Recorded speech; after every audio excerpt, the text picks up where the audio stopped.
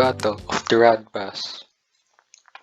The retreat of Aguinaldo from Bayabag through the mountainous terrains began on November 13, 1899, after he had disbanded the regular Filipino army into guerrilla units. On November 23, Aguinaldo's party reached the pass, which proved a strategic bottleneck.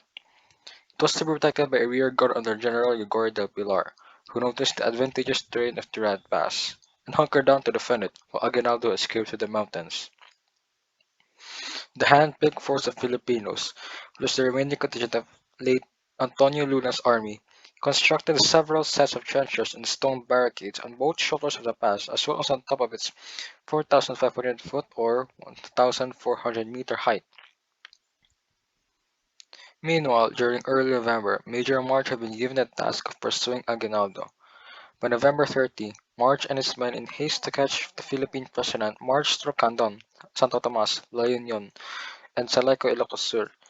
He and his men found out that Aguinaldo had passed through Selenco 5 days previously, and that fueled Americans' march to Concepcion, now named Gregorio del Pilar, a town overlooked by the steep pass, which they reached by December 1. March had no clear idea of the size of Aguinaldo's rear guard, but he had calculated it no more than 150 men. He was correct, as the size of Aguinaldo's rear guard only consisted of 60 men. For this game, I will be using the rule set Guerra de Juego, which is made specifically for this time period and uses wooden peg soldiers instead of miniatures. The Philippine metal plan is simple. It is to delay the American advance at all costs. The Filipinos, however, are unaware of a secret pass that goes through the forest to their left flank. The American battle plan consists of a frontal assault, consisting of roughly 225 men, and a flanking force that will go through the forest path that consists of 75 sharpshooters. The battle begins as the Americans slowly advance through the zigzag mountain pass. This advance is halted as they receive heavy and intense fire from one of the Filipino trenches, causing the lead American unit to be pinned.